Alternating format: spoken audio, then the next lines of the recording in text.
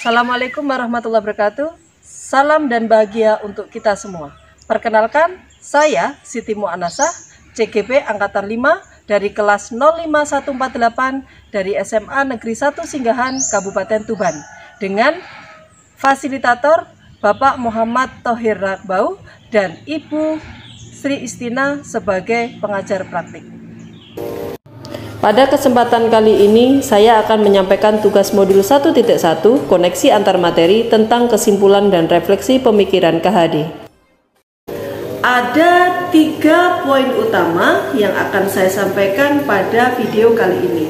Yang pertama, tentang bagaimana pemikiran saya sebelum saya mempelajari modul 1.1. Yang kedua, bagaimana perubahan pemikiran saya setelah saya mempelajari modul 1.1. Dan yang ketiga, apa yang akan saya lakukan sehingga kelas saya mencerminkan pemikiran Ki Hajar Dewantoro. Nah, yang pertama, kita bahas bagaimana pemikiran saya sebelum saya mempelajari modul 1.1. Sebelum saya mempelajari modul 1.1, saya memiliki pemikiran-pemikiran di antaranya. Yang pertama, menuntut semua murid untuk menguasai semua bidang ilmu yang diajarkan tanpa memperhatikan potensi yang dimiliki murid. Jadi, menurut saya, murid itu harus menguasai pelajaran di sekolah. Yang kedua, murid harus dipaksa untuk belajar dengan disiplin yang keras agar berhasil. Suasana kelas yang tertib, disiplin, mendengarkan dengan seksama, itu menjadi fokus utama saya dalam pembelajaran. Yang ketiga, saya merasa setiap metode pembelajaran itu dapat diterapkan untuk semua murid di dalam satu kelas.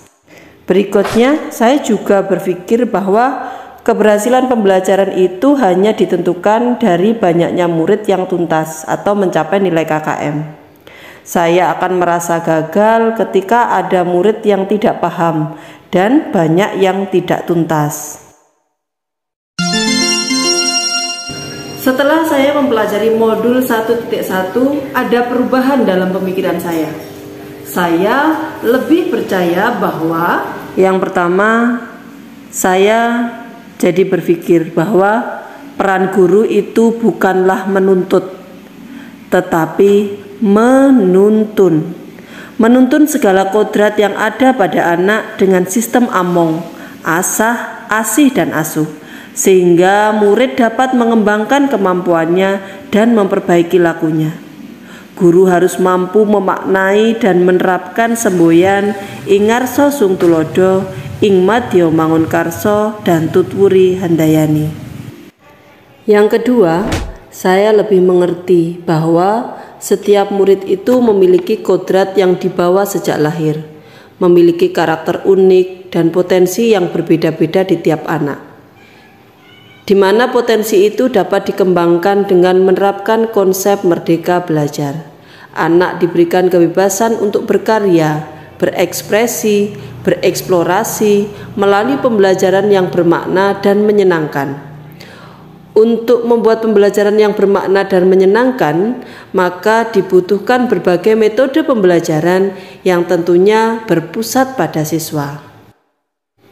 Yang ketiga, saya lebih menghargai setiap karakteristik anak, serta memberikan apresiasi pada mereka agar lebih termotivasi dalam mengembangkan potensinya.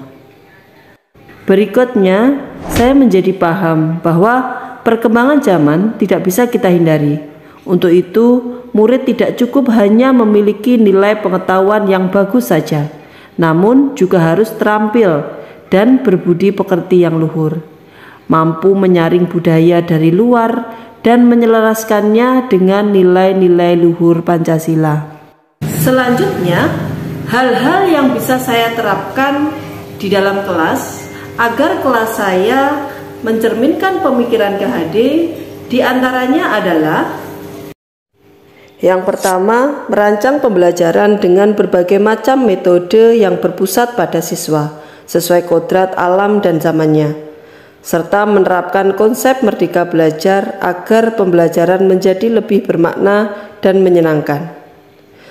Selain itu juga bisa melibatkan murid dalam setiap pengambilan keputusan terkait dengan pembelajaran, misalnya membuat kesepakatan kelas sebelum memulai pembelajaran sebagai salah satu wujud konsep Merdeka Belajar.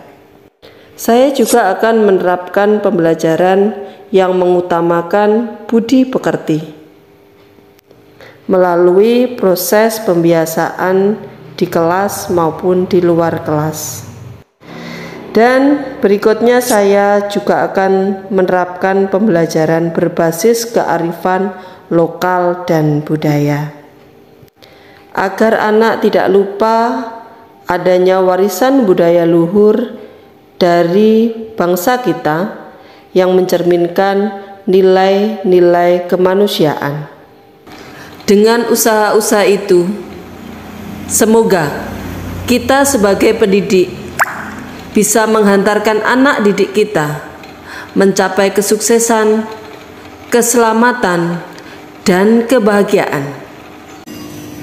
Nah, demikianlah pemaparan tugas saya kali ini. Semoga bermanfaat bagi kita semua. Mohon maaf jika ada kekurangan. Jangan lupa, tetap semangat. Salam dan bahagia untuk kita semua. Wassalamualaikum warahmatullahi wabarakatuh. See you next time.